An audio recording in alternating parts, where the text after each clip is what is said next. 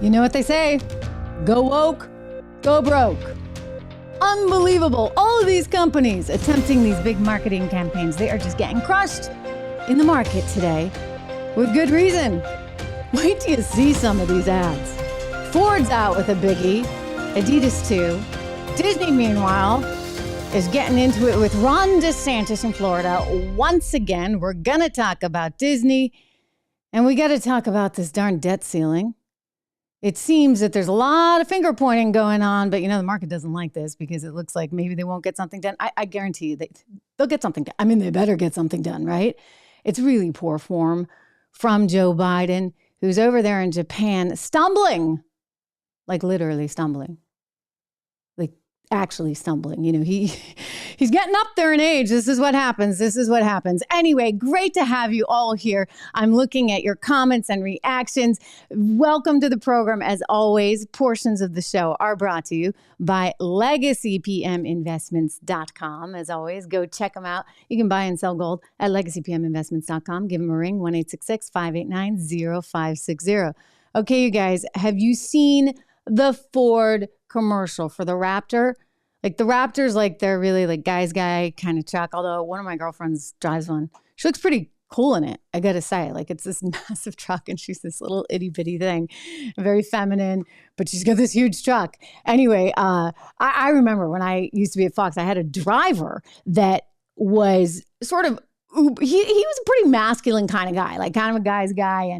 And he loved this truck. And she was at my house once and he was picking me up because, I live pretty far from the city. And so I would travel into the city for the show by car and I'd work in the car and that kind of thing. Sometimes it would take a really long time, especially during the holidays. So I don't miss any of that. But anyway, her car was parked and he was like, wow.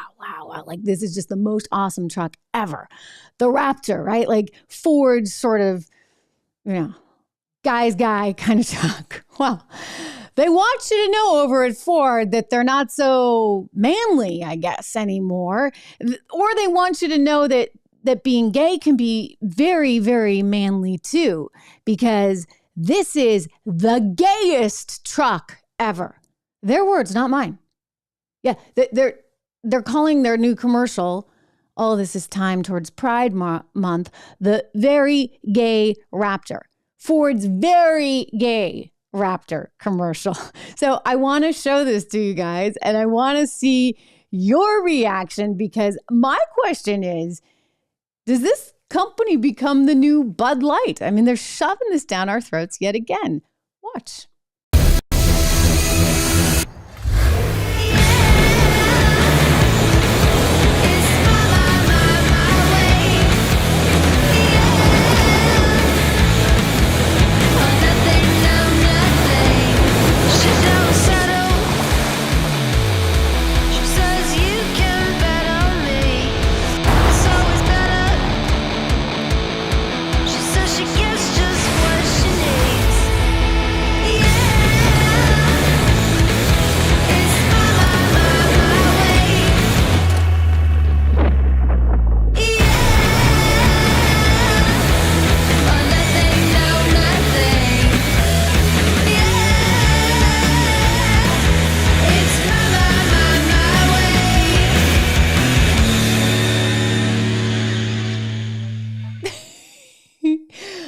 Good commercial. I'll give them that. It's a really good commercial. And I guess their point is, gay guys can be tough too. And look, I don't care. Like, I really don't care. You do what you want to do. All right. You go live your life. I'll go live mine. But the funny part of all this, right, is just that these companies feel like they really have to push this. They have to wear it on their sleeve. We're okay with this. We're all about pride. Look, there's roughly 10% of the population that identifies as gay. They should feel welcome to buy Ford trucks too. But the question becomes, who is Ford's customer? And are they, much like Bud Light, running the risk of alienating that customer? I think it's a fair question. And if you're a shareholder of Ford, you need to be asking these things because these marketing departments are like going crazy. These marketing departments are filled with people who have certain views of the world and feel like, okay, we're going to project that onto our customer base. Again, I'm pretty libertarian on this stuff. You do your thing, right? I'll do mine. But you don't need to force feed it. You don't need to prove that you are whatever you want to be by constantly inundating us with this stuff. I mean, Sports Illustrated putting a biological man who has transitioned, and you know what that means. Like, you transition, you lose a body part and you gain some others. Kim Petras on their cover. Again, why? Like, who are you marketing to? In all seriousness, guys. I mean, the Raptor, it's a great car. It's a great truck. And, you know, you can get it detailed and have rainbows all over it. Woohoo! What's the point? Okay, you want to prove to us that you are woke. Great. But I have serious questions and serious doubts about whether that's going to translate into more sales. Because now, all you guys out there that were thinking about getting that cool new Raptor, you're like, wait a second, I don't want to be driving the Bud Light of trucks. And that's what they're risking here. And that's what these marketing departments run by the Alyssa, whatever her name is, of the world. And there was another woman, of course, over at Miller Lite who had as well some kind of crazy idea about how we ought to market our product. You know, coming up with the whole hold my beer. That good helps farmers grow quality hops, which is then donated to women brewers to make their own really good But there's definitely more out there. In your attic, in the garage, in your parents' basement. Send any you got into Miller Lite, and they'll turn that into good too. Okay, so the whole problem there with Miller Lite is, oh, those bad commercials back in the day when they showed all those hot women in bikinis wrestling. It sold beer, dare I say. You know, they're getting on their high horse about all this, and they put this quote-unquote comedian named Lana Glazer out there to say how bad it was that the beer industry had women in bikinis selling beer. Of course, as I pointed out earlier, Lana Glazer herself is in her fair share of bikinis. Vote November 8th and eat my ass. Not quite bikinis. Trying to get people to vote for Democrats. Here's another one. Have you made a voting plan yet? Because it's not nothing. It's like, who are you voting for? Are you voting early? Are you voting absentee? Are you voting in person? Like, make a voting plan. So clearly, today, she's totally fine being in swimsuits. Oh, here she is hugging a tree, right? It's all for a good cause. There you go. So there's a ton of hypocrisy, if you would. And I think that's very clear in all of this. So these marketing departments, again, you know, she's an actress, right? So she gets paid and she's getting a paycheck. Just like, by the way, the girls in the bikinis got paychecks. And we're talking about some really, you know, like at their prime. Pam Anderson, Sofia Vergara. These were the women in the 2003 Miller Lite commercial that was so good, actually, for the beer industry. They actually sold beer with it, but they regret it so much now because, you know, you can't do that kind of thing. Look, it's all kind of silly. And I guess I would say, despite it being silly, it's just running the risk of actually causing more and more boycotts because, you know, conservatives are looking at this saying enough. And I think a lot of conservatives, you know, libertarians out there too, they're like, whatever, like, we don't really care, but we're not going to have you force feed it. We're not going to have it literally just stuffed down our throats with Dylan Mulvaney advertising Bud Light. And so all of this, you see, is coming back to haunt the companies because their stock prices are absolutely plunging. We're talking about Bud Light, parent company Anheuser-Busch, having lost some $6 billion in market cap since this whole ordeal unfolded. And you look at those sales numbers and nothing's changing. People, you can't give Bud Light away right now. People will drink water before they will drink Bud Light. You guys keep saying that. I'm looking at your comments right now. How do you say that beer?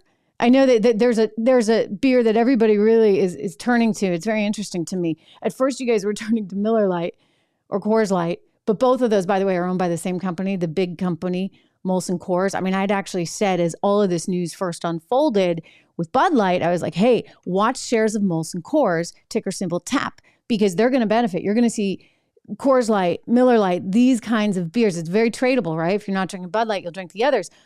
And then, of course, this week, we got the Miller Lite woke campaign. I mean, they're all trying to outdo one another. Who can be more woke? Interestingly, Miller Lite came out with its campaign like 3-4 weeks before Bud Light did. So Bud Light still takes the cake, but Miller Lite had to have been sweating bullets. They're like, wait a second. Is anybody going to find out about this? We did find out about this. Ford also came out with their commercial a little bit earlier, and now it's just making news. You see, we're going into Pride Month. And again, you do what you want. I don't really care. But do I have to be force-fed this? And do I, as a shareholder, have to risk now boycotts? Which is exactly what is going to happen. So shares of Ford down today about 0.2%. You're looking at $11.61 a share there on Ford. As I look at it over the last couple of, well, it had been doing okay up until today. So you see news just getting out about their very gay Raptor commercial, complete with the rainbow detailing. So there's that. By the way, if you're just joining us, I will play it again for you because it's kind of a good commercial. And I know that so many of you are just tuning in live right now. So as you tune in, we want to make sure that you see all of this. Meanwhile, Adidas. Oh boy, oh boy, oh boy. Let's see if I can pull up Adidas here for you because this one is really weird. You see that? Okay. Nice hairy chest. This is a man, by the way, wearing a woman's swimsuit. Wow. Not exactly what you want to wake up to in the morning or see at lunch. Yeah. So this is Adidas. Okay. Like, no, I don't really want to see that. I mean, really? I mean, is that really what it's going to take? I'm looking at all of your comments here. John, good to see you. Katie, good to see you. Ford already has trucks flooding their lots, overpriced. They are done. So you guys are not fans. Chilango, don't play it again. You don't want me to play it? Wait, was that Ford or is that the Adidas one? Because they are, I'm trying to decide which is, I think actually the Ford one is kind of funny, right? Like you get to see two cars racing. It's the Adidas one that you're just like, oh my God, I can't look. Why are they doing it? Really? I mean, shares of Adidas. They trade, they're an overseas company, so they trade under what's known as an ADR, and Adidas shares, they are also down today. They're really getting hurt, guys. Whoa! Oh my gosh. I mean, they're one day, they are down like 3.3%, and it's very clear. This is a steep drop. In fact, I'm looking at it, just this is a today thing, I believe, related to this new commercial campaign, because now you're going to see lots of people not maybe wanting Adidas anymore. Michael Dahl, I get it. You want to see Jessica Alba, right? Like, hey, she could do a beer commercial or a car commercial. It's just kind of silly and it's very gimmicky, but ultimately I think what it does is it abuses their trust with their customer base. And by abusing that trust, you're running the risk now of lower sales. We've seen it both with Miller Lite. We've seen it with Ford. Certainly in the share price today, we're seeing it affected there at Adidas. Investors are now nervous. So they know what happened with Bud Light. They know that these boycotts can take on a life of their own. And they're worried about what it's going to mean for their companies that they're invested in, which is interesting in light of the ESG police kind of trying to run the investing community. It's good to see that even though they have a lot of sway and a lot of say, and I'm talking about BlackRock and other sort of ESG entities, they don't have enough of a say there in the market because ultimately people are like, oh, okay, I want to be clear away from any boycotts associated with these companies. Disney is another one that we have to talk about. So Disney is in the news today because, Ron DeSantis and Disney, they're always getting into it. Ron DeSantis is expected to announce his campaign for president as soon as next week. He's way behind Donald Trump in the polls, but anything can happen in politics. So it's not over till it's over, as they say. So we'll see on Ron DeSantis, but he's warring with Disney, which is not a great look. Honestly, look, I get Disney, and we can talk about that. But I'm also saying sort of, when you look at the traditional conservative economic values, he's not really in line with that, because that's sort of more like what you would see from, I don't know, a Gavin Newsom who effectively drove Tesla out of California. It's not what you would expect from someone who's really free market oriented. This is taking kind of a nasty turn. And even Donald Trump has come out and said, look, if I were Disney, I'd get the heck out of there. And you have Mike Pence as well. All the conservatives are sort of lining up against Ron DeSantis on this one.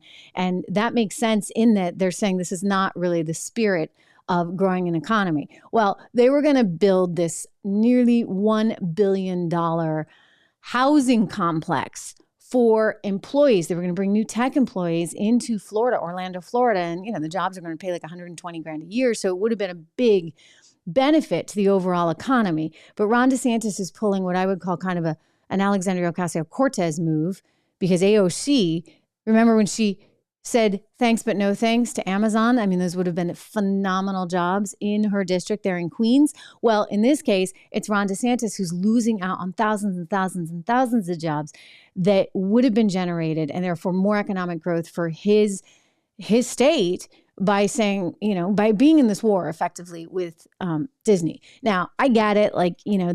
They don't like each other. He doesn't like that they're spending so much money against conservatives. He doesn't like this whole don't say gay thing. I mean, the guy's got a point. You don't need to be addressing these things with little kids in school. I mean, for goodness sakes, they don't even understand heterosexuality.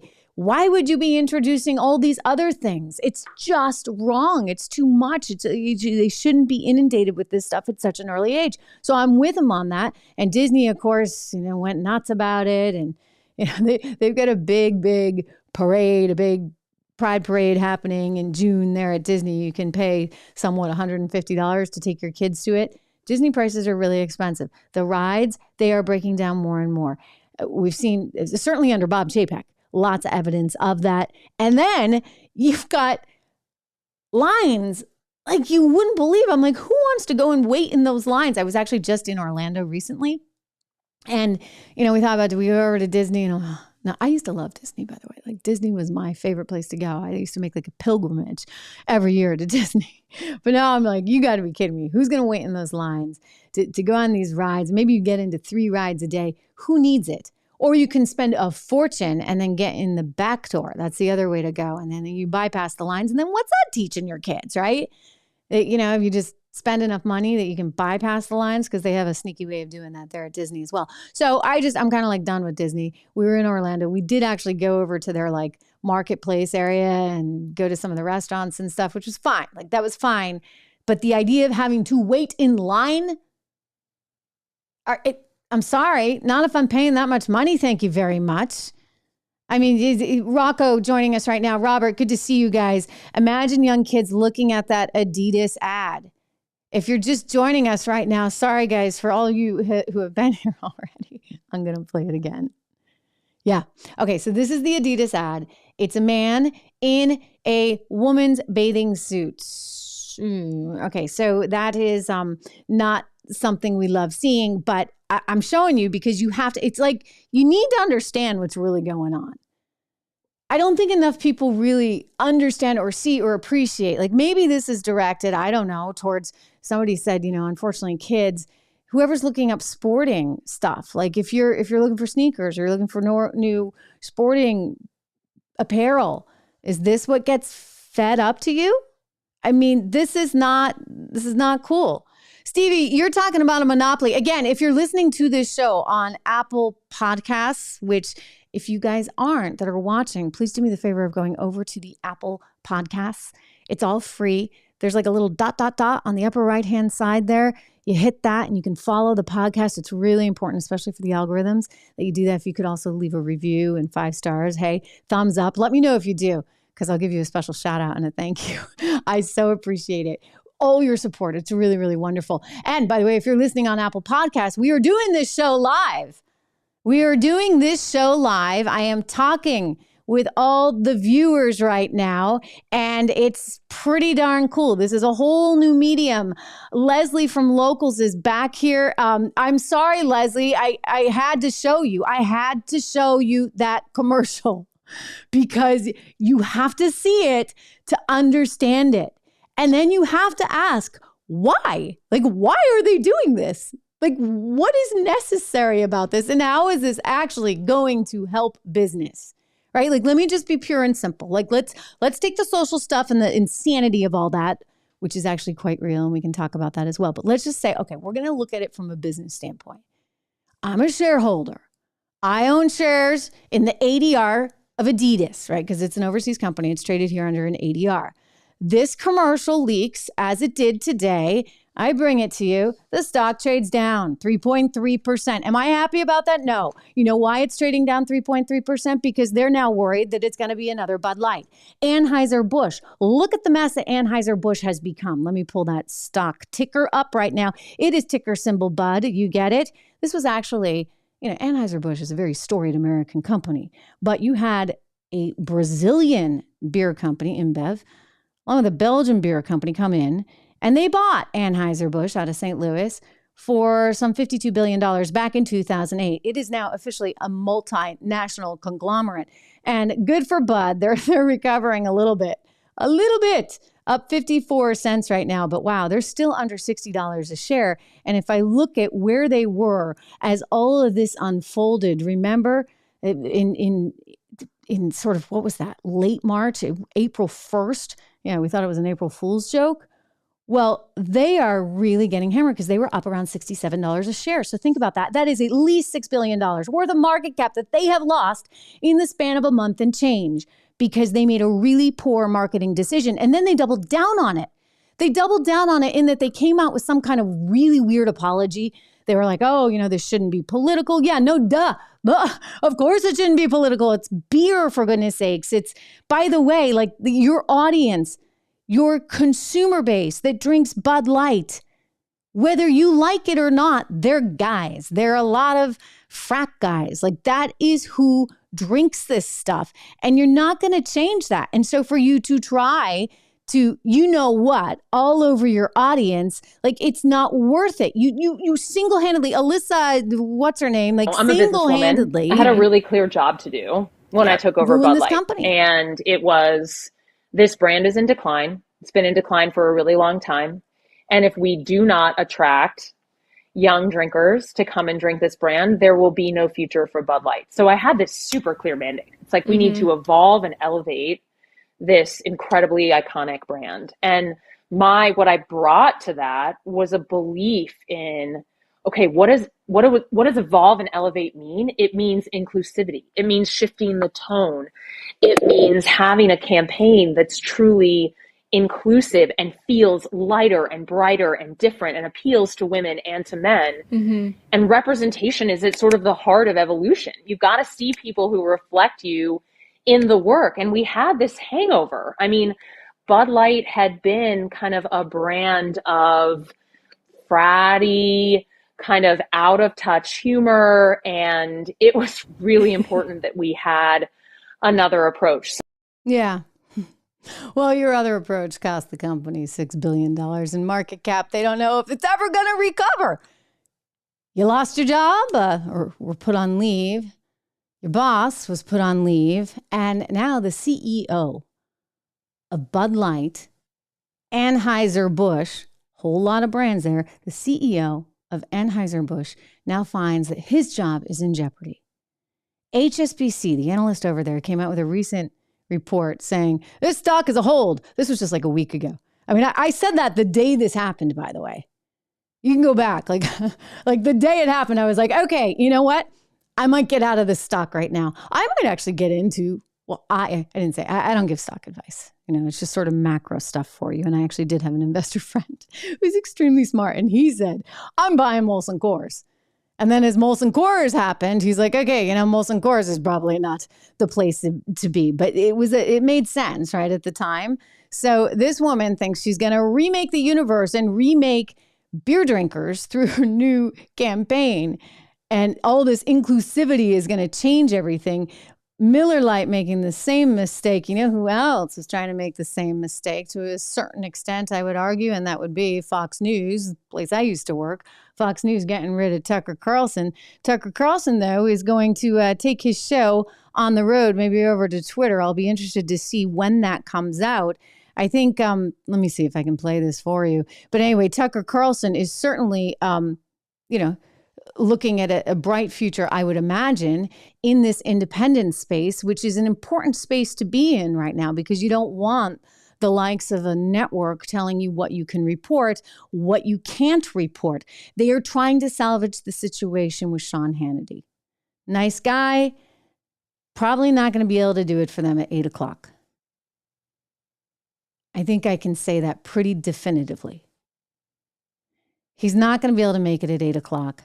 Jesse Waters is going to struggle at 9. I mean, Greg Gutfeld, maybe an interesting spin on things. Whether or not it plays at 10, I'm not sure. I think 11 o'clock was a better slot for him. But they're kind of done, right? Like that medium is so over. And I think reporters, journalists, commentators with any backbone and any sort of financial independence will all do this on their own. Because who needs the big network telling you what to do? That's why I'm sort of surprised at Sean, because he's certainly got the financial independence. The question is, does he have this sort of, stand up and say, I believe in something? Does he have that? Because that's sort of what you need right now to be able to say, you know what, like that's not right. And to be able to be really honest about the stories you're commenting on and reporting on. And so this is why Tucker is making this big plan to be out on Twitter. It's interesting to me he's choosing Twitter. That may have something to do with his faith in Elon Musk. Elon Musk very committed, of course, to preserving our First Amendment. I think it's going to be the biggest challenge of our time. And I'm kind of psyched that the guy who also wants to get us to Mars is interested enough in the First Amendment. Here's Tucker. Hey, it's Tucker Carlson. You often hear people say the news is full of lies, but most of the time that's not exactly right. Much of what you see on television or read the New York Times is in fact true in the literal sense. It could pass one of the media's own fact checks. Lawyers would be willing to sign off on it. In fact, they may have. But that doesn't make it true. It's not true. At the most basic level, the news you consume is a lie of the stealthiest and most insidious kind. Facts have been withheld on purpose, along with proportion and perspective. You are being manipulated. How does that work? Let's see. If I tell you that a man has been unjustly arrested for armed robbery, that is not, strictly speaking, a lie. He may have been framed. At this point, there's been no trial, so no one can really say. But if I don't mention the fact that the same man has been arrested for the same crime 6 times before, am I really informing you? No, I'm not. I'm misleading you. And that's what the news media are doing in every story that matters, every day of the week, every week of the year. Okay, so why is the media doing that? It's an important question. I mean, look, the media wants ratings. I get it. Like, that's how they survive. But they also need to kind of fit within this status quo, right? Because if not, you're going to get a call from, I don't know, the White House, Chuck Schumer, AOC. I mean, we saw Chuck Schumer and AOC blasting literally Fox and Tucker Carlson in the days preceding the decision that was made. We know that, the Dominion situation cost the company nearly $800 million. It's a lot of money. And then we know that Smartmatic also is in the works. So it takes a lot of backbone to be willing to talk about things that maybe the establishment doesn't want you to talk about. Now, you need to have your facts right.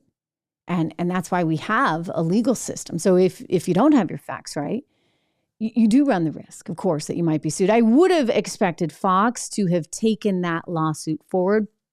They said that they felt that they could win it, that they were reporting on the news, that this was a First Amendment issue, but they weren't strong enough ultimately to go through the motions of a trial. They would rather just write the check. And that in and of itself is somewhat concerning, because what does that mean for everyone else?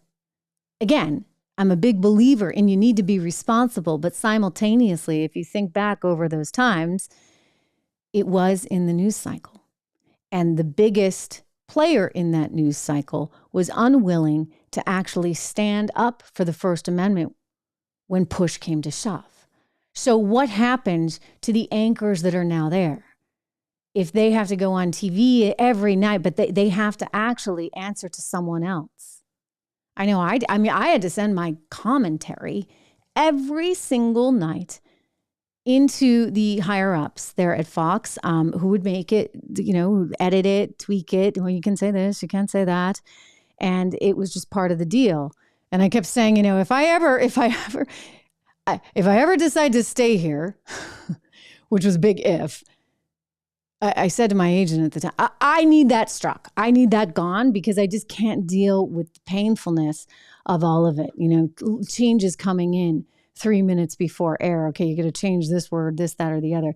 And so there's a lot of agonizing over what you can say, what you can't say, what you can cover, what you can't cover. And I would just say we need more authenticity within this environment. And this is what this medium effectively represents, right? I can come on here and bash Adidas and bash, but by the way, you can't do this on Wall Street either. I mean, we're talking about mainstream media. You can't say some of these things. These are like no-go territory areas. I mean, Tucker was willing to challenge a lot of them. I was willing to take on a lot of them, but eventually it costs us in various ways. But Wall Street won't go there either. I mean, think about how interesting that is. Only one single little analyst over at HSBC, not even an American bank, was willing to write a report where he said, hold, this is a hold. He didn't say sell. This is a hold, which is like code for sell on Anheuser-Busch. And you know what? He got it right because the stocks continued to go down since then. It's very interesting to me how many of you do not have a whole lot of faith in Sean Hannity and his ability to pull it off at 8 o'clock. That's very telling. And I'm hearing this over and over again, not just from you guys. I mean, just friends of mine as well, out on the street when they talk about this. There's a lot of support, a fair amount of support for Greg Gutfeld, which I'm hearing from so many of you here, but not for the others. I am interested to see so one of you said you tried to get onto the Apple podcast, but you're not finding it in the current stream. You got to be kidding me. Well, I don't have today's show up yet.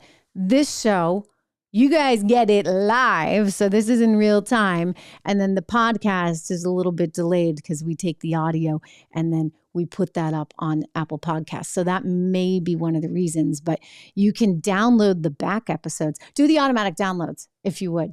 All you have to do, by the way, you guys, all you have to do is follow it, like subscribe and follow it, because even if you're listening over here, it actually really does help the algorithm. It's the strangest thing in the world.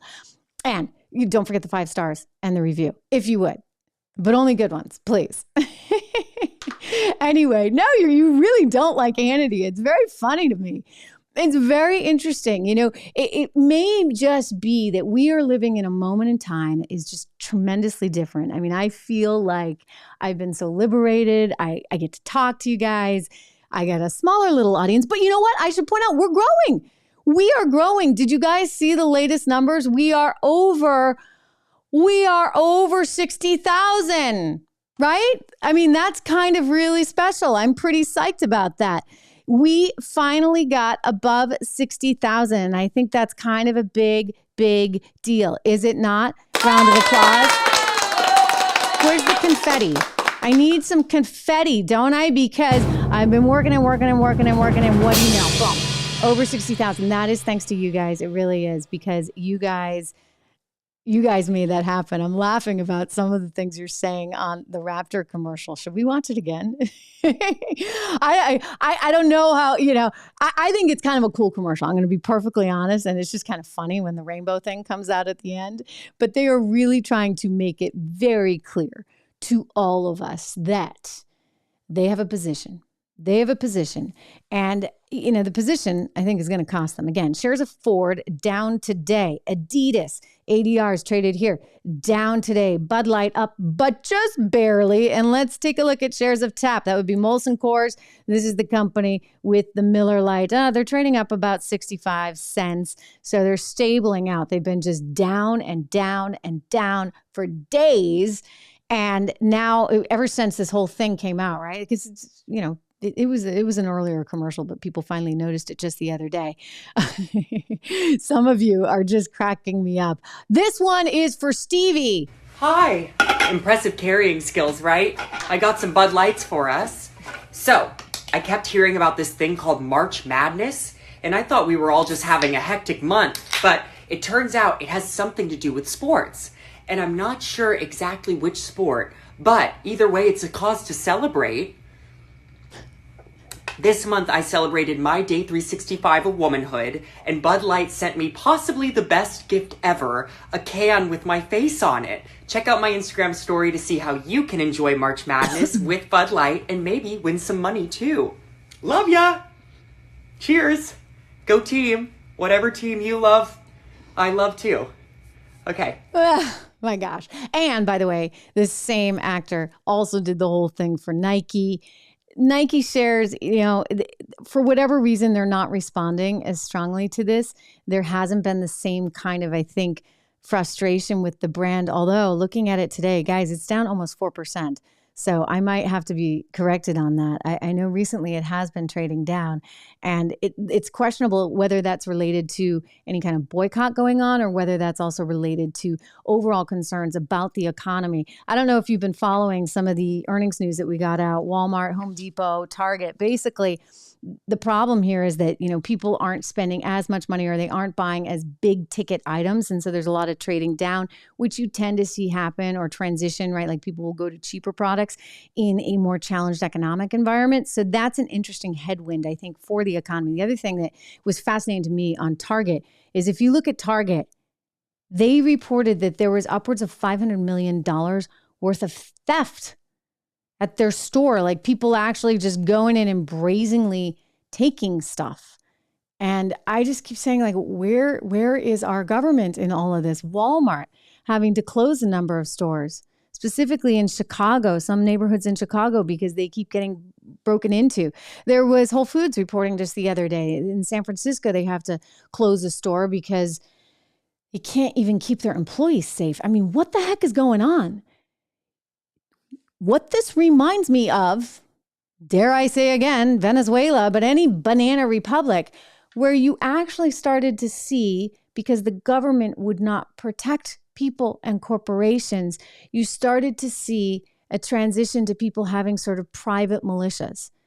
And anytime I remember reporting from Tegucigalpa in Honduras, and I was like, this is really weird. Like I went to my hotel and there's guys with giant machine guns, right, standing outside. You walk down the street, you don't really walk down the street there, but like if you're in a car and you're going down the street, and I'd see these nice houses and they had all these guys with machine guns standing outside and giant gates, giant fences. Well, they had to because the government's not protecting them. It's become so lawless that you have to have effectively your own little army protecting you. I mean, is that what it's going to come to in places like San Francisco and Chicago for Walmart or Target or Whole Foods to be in business? We don't want that. Anyway, we've got Best Buy, Lowe's, Costco, all coming out next week. So it'll be interesting to see what they're going to say. Meanwhile, this whole debt ceiling thing, wow, this continues to be quite a bit of a problem here. You get a lot of political jockeying, a lot of stumbling, pun intended, that seems to be happening. I want to show you the president of the United States who took off for Japan, left this whole default thing hanging over everybody's head. Market doesn't like it. It's one of the reasons it's trading down today. And here is Mr. Joe Biden. Watch.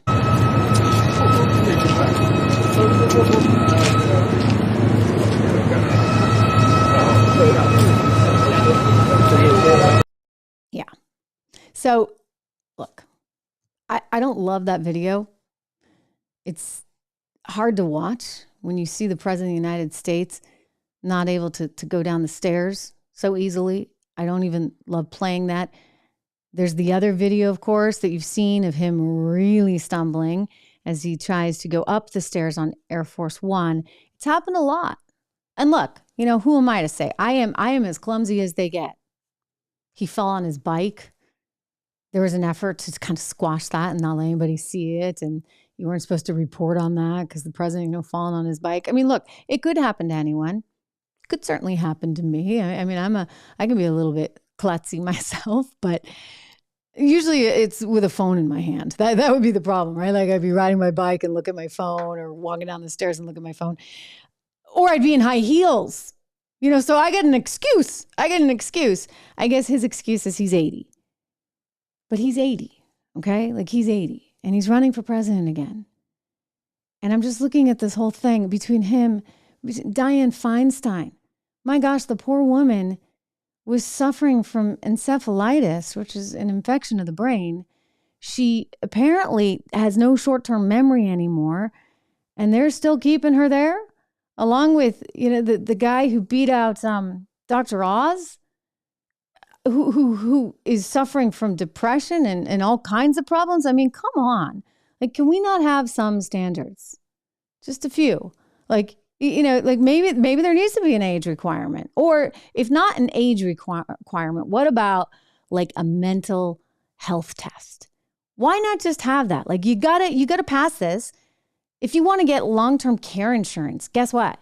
You got to take a test on your mental capacity. That's the insurance company. It's like, well, we're not going to insure you for that unless you take the mental health capacity test.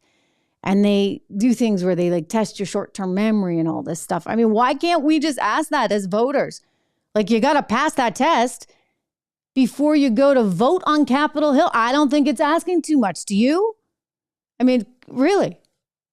It would be a smart thing to do. It would be the right thing to do. And yet it's not going to happen. For some reason, like there's just a group in there that has total control right now. And that control has given them the ability to run really wild. And I think that is unfortunately, just the reality of all this sort of concentration in power, right? That's when we talk about the elites. That's what has happened, because it's the same old crew.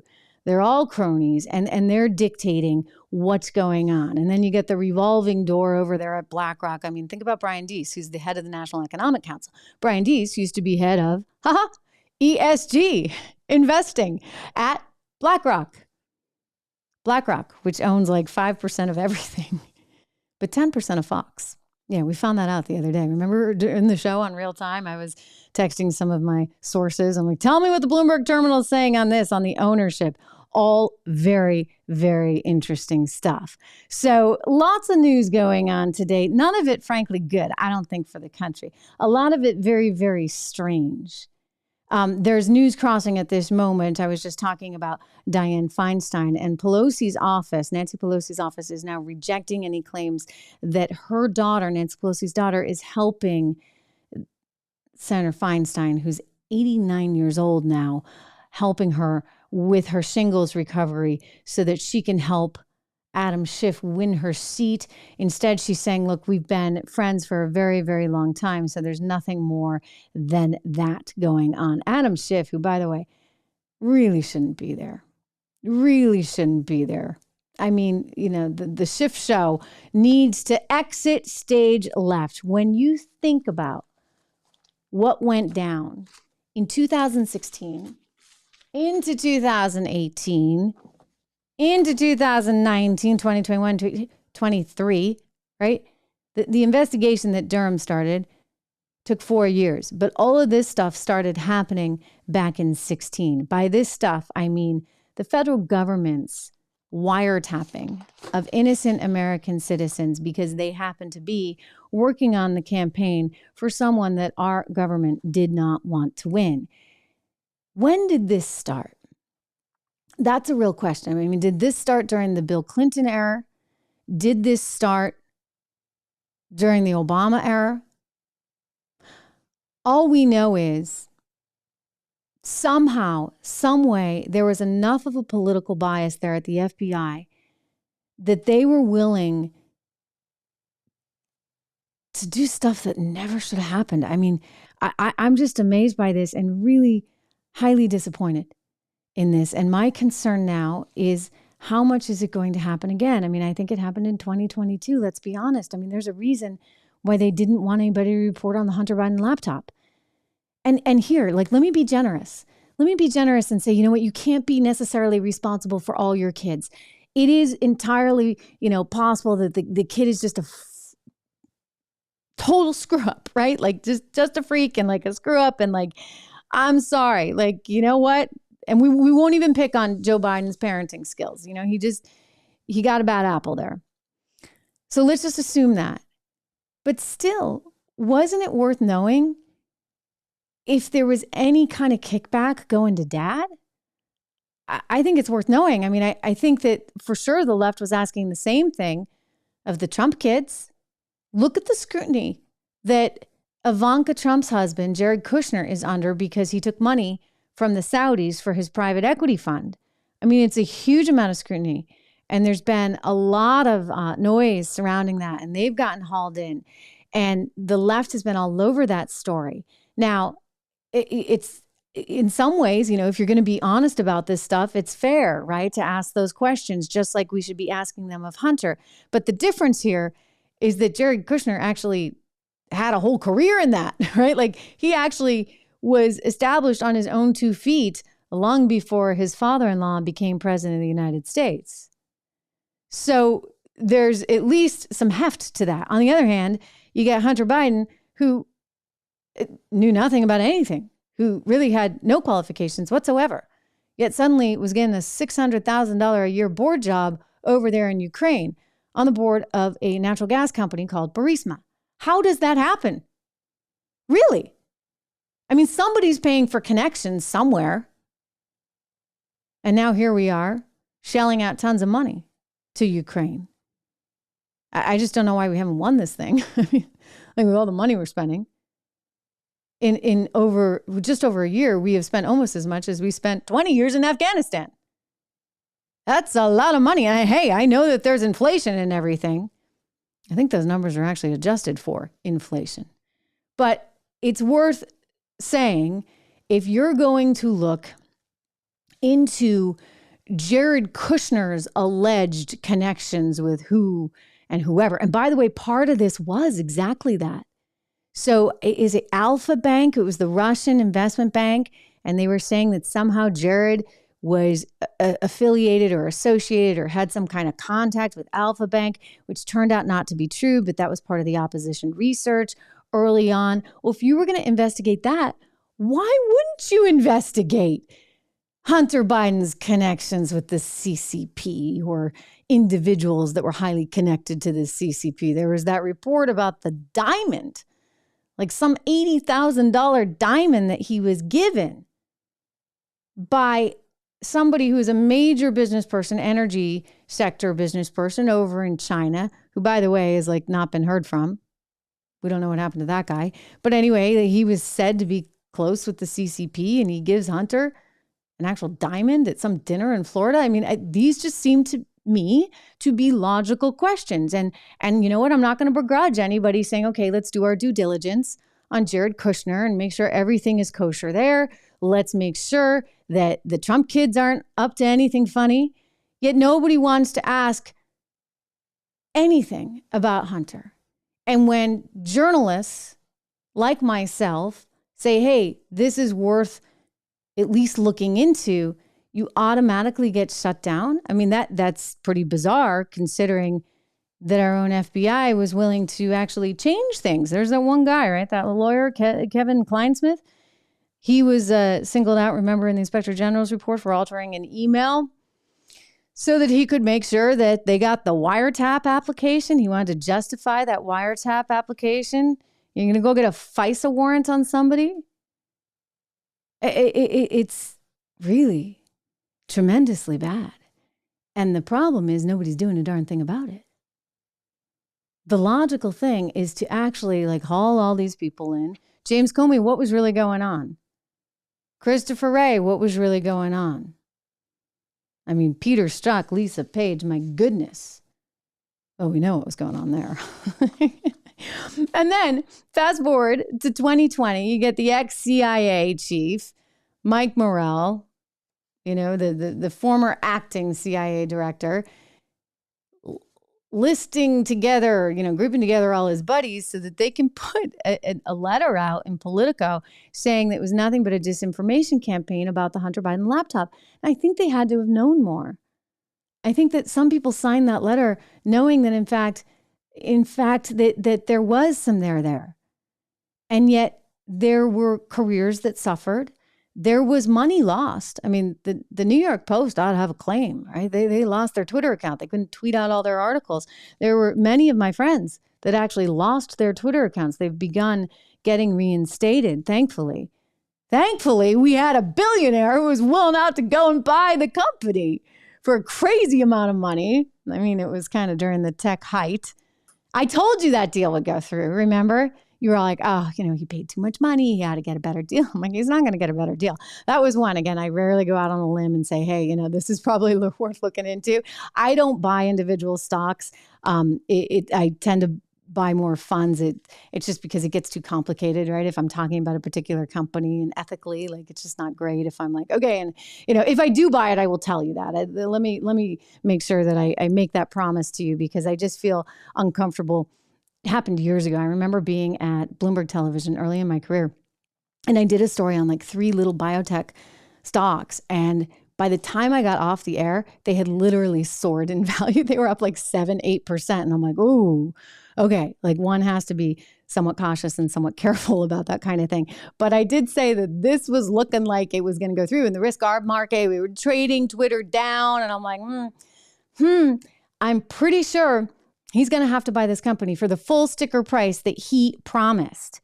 So it's good that he did. And I kept saying that. I'm like, I want him to buy this, right? I want him to buy it because even if he's paying too much, he's got the money to do it. And he is probably the one person that can think creatively enough about our future and about the importance of making sure that truth is told. Now, they always say, history is written by those that win. And that's why you got to win the war. And I don't like to think about it like that. And you know what? I was, dare I say, a historian. Can I call myself that? I studied history in school. That was my major, U.S. history primarily, and with a very strong economic focus. I started as an economics major, but, got a few math tests back. It was my calculus class. And I'm like, I think I better drop this class because it's going to sort of ruin my 4.0 GPA, which I had at the time. Did not last, but, at the time I was pretty psyched about that. The math thing was throwing me off. In retrospect, I should have just stayed in the class because I didn't realize there was that whole Ivy grading curve. So my 61% might have actually been a B. Who knows? Anyway, so I switched from economics and took all the economics I could without actually being the major and focused on history. And it was sort of early colonial American history because I've just had so much respect for our founding fathers forever. And I think our founding fathers would be absolutely, positively disgusted by what has happened to this country because this was what they were trying to protect against. They didn't want 51 deep state ex-spies, now political hacks, writing a letter to Politico saying that this is misinformation when in fact it was truth. The stuff that they were trying to pitch as truth, remember John Brennan telling us he had very good authority, that whole dossier and Trump being in the pocket of the Russians and being an agent of the Russians was absolutely true. That was the misinformation. And that is what we have learned definitively. Dan Hoffman, I don't know if you guys know him. He's one of the good ones at Fox. He is the former Moscow bureau chief over at the CIA. I remember talking with him back in 2016 and saying, look, Dan, I'm reading this. This looks like Oppo research to me. This is something that you're going to hand to the tabloids. This is not like an intelligence document. And he's like, yeah. And think about it. He was smart to say that. We were talking about it. And I remember it might have been on Outnumbered or one of those shows that we did together. But we were discussing it, and this was actually off air. I'm fine to say this because I think he's actually been out on the record pretty clearly about all this stuff. But off air, he was sort of saying, yeah, think about it. It's like the perfect way to go about messing with the United States of America. If you're Russia, Think about it. Like, it doesn't get much better than this. The U.S. is doing it to itself. You don't have to do anything. The U.S. is tearing itself apart. Why? Because of Hillary Clinton and her campaign, and then Biden and his campaign. Don't forget who Mike Morell said made him write that letter, gave him the idea to write the letter and pull the 51 spies together. Mike Morell, former acting director at the CIA, said it was Antony Blinken's idea. Antony Blinken, our Secretary of State, who now has us in this big thing in Ukraine. And I'm still like, why hasn't this been won? What's the purpose of this? Think about it. Think about the lives being lost. It's tragic to me that we can't find diplomatic solutions, because ultimately these are people's lives and livelihoods. And we have effectively, through our lack of diplomacy, and that's on him. He's head of state. Through that lack of diplomacy, we're now in a situation where people are getting killed, and we are spending our hard-earned taxpayer money to make all that happen. But we're not bothering with the border. Nah, forget about the border. We're not bothering to make sure that American kids have a better education here in the United States. I mean, this is just, Michael Donald says, I miss Nixon. All right, that cracks me up. Going back to your comments here. Look, we are, yes, in kind of a very bad spot. I think that you all agree that that the CIA is not really doing its job. Gary, I'm laughing at your comment.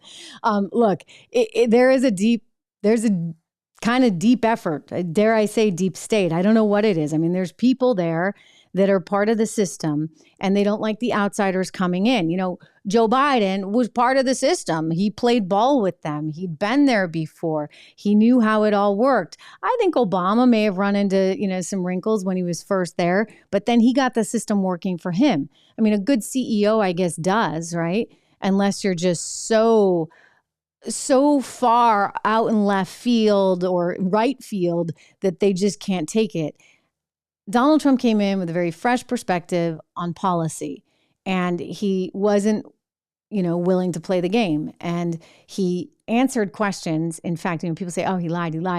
I think part of his problem was he was sometimes too truthful, right? When they asked him about where the virus came from, he said, well, he had heard from some of his intelligence people that it had come from Wuhan, China. And everybody went bonkers, especially Fauci. Oh, and the next thing you know, they're printing all these articles in Nature Journal and Science Journal, and the president's wrong and he's, a crackpot. Well, he was being honest, and he was telling the American people what he was hearing. I mean, I had heard it. I had heard it months before that in fact, it came from the Wuhan laboratory, that it wasn't a wet market. I mean, it could have been, people were saying, but most logically, it came from the place where they were researching this very virus, right down the street, where we had already seen, the Taiwanese had already reported that they had absolutely no standards in terms of safety. But you couldn't say these things. So the fact that you had a president that was willing to just kind of call everybody out, I mean, their jaws were just on the floor, and they can't allow him to succeed because of that. And so perhaps Mike Morell and Antony Blinken had a horse in this, don't forget, because he was a political advisor to Joe Biden, and he wanted to become Secretary of State. And he did. So they all had something to gain from getting their guy in, and they had enough control over the media and over tech that they were able to effectively try to squash this story. I wonder if people knew more about it, what would have happened in 2020. And so when I look at 24, it's why, if you have not subscribed to this channel, please make sure that you do. It's important. Share the video, share whatever you can. Make comments, by the way, in the video, if you would, after. I know that we're talking here in real time live, but it's all very, very helpful because it gets the word out. And I'm trying to do this, not through advertising. And, we can certainly go that route. Some of you are like, why is it taking so long? We're up to 60,000. I mean, gosh, I think we've gained like 12,000 just in the last 3 weeks. So thank you for that. And we're putting more and more videos out, but I really believe in organic growth. I believe in organic growth because I think that that's real growth, and it's ensured that all of you are real participants in all of this. So do your part. Please do make sure that you subscribe. It's very helpful. And you know what else is helpful? We do have a few little sponsors. I want to give a shout out to one. You heard me talking about Legacy Precious Metals earlier, legacypminvestments.com. That is a company that sells gold and silver, and you can buy it there online. Gold and silver. You can trade it, actually. You can open a, dare I say, portfolio? I mean, I guess that's what you would call it. You've got like a brokerage type account where you can actually see how much gold is in your account. You can pick what vault you want. You can get the little gold coins. You can get silver coins. You can have them delivered to your house. It's actually pretty neat. That's legacypminvestments.com. And gold has certainly been an interesting investment as of late. Let me tell you about one of our other sponsors. That would be Rough Greens. Rough Greens is what I actually feed to my dog every night. It's a supplement that goes on top of his food. Just sprinkle it on top, really, really easy. And it's good because my dog, Fluffy, and my dog is a he. I know he looks like a she, but I swear I never put bows. He's just so precious and so cute. Oh, I got to find a picture to show you guys. But he is just, sometimes he comes on set with me. He loves that. Sometimes he even just like sits here on my lap. Anyway, he is a wonderful dog and I adore him, and I want to make sure he's really, really healthy, which is why I take his diet really seriously. And I take vitamins. I take my vitamins every day. I hope you take yours too. I care about my health and I care about his health as well because I want him here as long as he can be. He's such a special part of my life, my family's life. I've never had a dog before. This is my first dog ever. I was actually kind of scared of dogs, full disclosure, really scared of dogs growing up. I don't know if I was like born with this because one of my kids was a little bit scared of dogs too. And I thought, the only way for her to get over this and for me to get over this is for us to get a dog. But I needed a little dog. Like I couldn't get a big dog, right? Because I might actually be scared of that. And so I got the littlest dog I could find, this little Maltese. He fits in my purse. And when he first came home, I was like nervous to pick him up. I mean, it's got to be genetic or something. And I will say, it's totally cured me of that. Like I can see a big dog anywhere now. I'm fine because I get it. I'm like, oh, you're barking. My little dog barks at everyone. You can't go. I mean, he gets so worked up. And I think about it. I'm like, wow, if you were like a big dog, imagine what would happen, right? Imagine what would happen. I'd be, and so I've got my head sort of around how dog psychology works. Anyway, I digress. I love my dog, which is why I feed him Rough Greens, one of the wonderful sponsors here on the program. It was created by Dennis Black. He's a naturopathic doctor and he loves dogs. He's got big dogs, by the way, 2 big dogs. And so he created this for them and it's a great product. And so he and I teamed up. I wanted to push it to all my friends and family and listeners here on the show. You can get a free trial of this. Just go to roughgreens.com/Trish. My name, TRISH. Rough Greens, it's spelled RUFF for anybody listening on the Apple podcast. Go check it out. If you have a dog, I promise you, your dog is going to love it. I mean, Fluffy didn't really love to eat, and now it's like, oh my gosh, Rough Greens. I think it's like hot sauce, or maybe it's like salt. I was talking to one of you guys the other day in some of the comments. You were all like, oh yeah, I love salt too. I got to lay off the salt, but I do like salt. That's sort of my version of Rough Greens, but it's not healthy. If there was a healthy version of salt, I'd be in better shape. Anyway, again, roughgreens.com/Trish. Oh, yes, people want to see my dog on camera. Oh gosh, thanks, Willie, for mentioning that. Let me see if I can pull up any shots of my little dog, because he is just truly, truly precious, and I adore him. I'm surprised you guys haven't seen him before. I tend to saturate it. He's all over my Instagram feed too, if you go over to Instagram. But anyway, the dog is just amazing. And I think it's been kind of a really kind of just awesome thing to have a dog in my life. Okay, let me see if I can pull this off. And if I can, I'm going to be really impressed with my technology skills here happening in real time. Let me see if I can present you with none other than Fluffy, the formidable Fluffy, the Maltese. He's all of some 8 pounds. And believe me, he is a ferocious little 8-pound dog. Okay, I think I got it. Let's give it a shot. Anyway, let's see. Can we see it? No, not working. Oh, it is working. See? So it is working. There you go. There's Fluffy. Let me see. I think I have another one here too. Good day. Good day so far. I can you like show hanging you. out in Mommy's office, don't you? That's me talking to him. I'm in my office in that particular one. And I've got one more. Willie, I'm showing this just for you here. Let's see. Have we got more Fluffy? We do.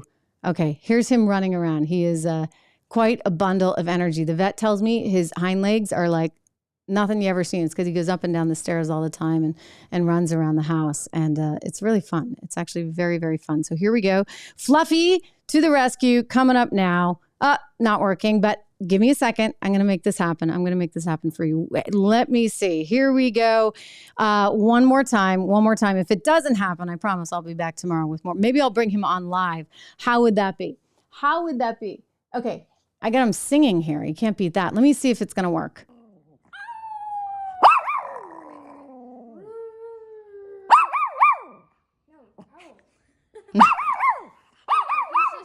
At this point, we have to make. See? There he is. Anyway, thank you for being here. As always, it's wonderful to see you guys. I appreciate, I'm looking at the comments. You're giving me some suggestions on training. Yes, I did not do my job training him. I blame March 2020. I think he got like more nervous, like everybody did. Like we were all home alone. And then all of a sudden now there's people coming by the house or, you're going out on the street and walking. But you're right. He definitely, Willie is not ferocious. I know he doesn't look ferocious either, but he's my bundle of joy. Great to see you all. I'll probably be back over the weekend because, I just can't stay away and we will talk some more. But in the meantime, think about what I was saying. Do make sure that you subscribe if you would. Do make sure you go over and check out the podcast on Apple. It means a lot, even if you could just follow it and give it a rating if you can, Leslie. I know you're trying to figure that out. You should be able to. It doesn't cost anything. It's all free. And it's an important time. So let's keep the conversation going. I will see you tomorrow.